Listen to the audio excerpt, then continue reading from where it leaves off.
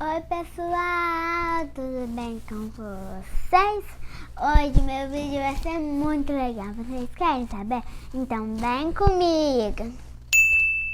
Mas antes, não se esqueça de curtir, comentar, compartilhar com todos os seus amiguinhos e seguir o meu canal. Então bye bye!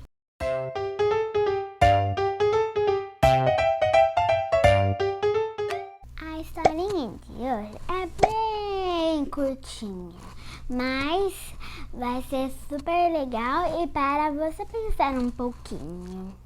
Um dia, um garotinho estava passeando com seu pai e perguntou: qual é o tamanho do nosso Deus? Então, o pai olhou lá no céu e viu um avião e perguntou para o filho: que tamanho é aquele avião? Ele falou: ih, pai, é bem pequeno, quase nem dá pra ver. Então, o pai dele levou ele lá pro aeroporto. Então, chegando perto, bem pertinho de um outro avião, ele perguntou. Ele falou: qual é o tamanho deste avião? Aí ele falou: nossa, pai, é muito grande, muito enorme.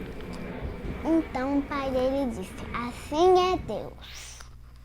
O tamanho de Deus vai depender da distância que você está dele.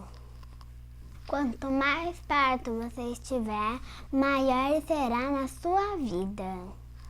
A Bíblia nos fala assim: grande é o nosso soberano e tremendo é o seu poder. É impossível medir o tamanho do seu entendimento. Amiguinho, sabe como vocês conseguem ficar bem pertinho de Deus? Quando a gente ora, a gente fica bem pertinho de Deus. Quando a gente louva, meu Deus é um Deus grandão. Meu Deus é um Deus grandão. Meu Deus é um Deus grandão, estão bem em suas mãos. E quando a gente ouve as historinhas da Bíblia, e eu tenho um monte lá no meu canal, vocês podem ir lá ver que tem milhares, já tem muitas.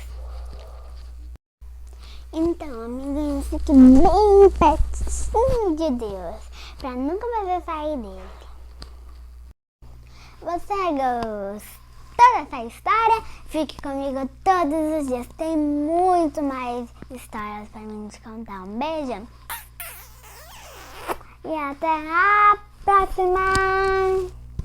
Que tamanho é aquele avião?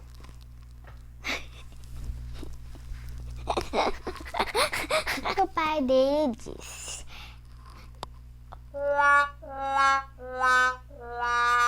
o tamanho de Deus vai depender da distância que você dá dele.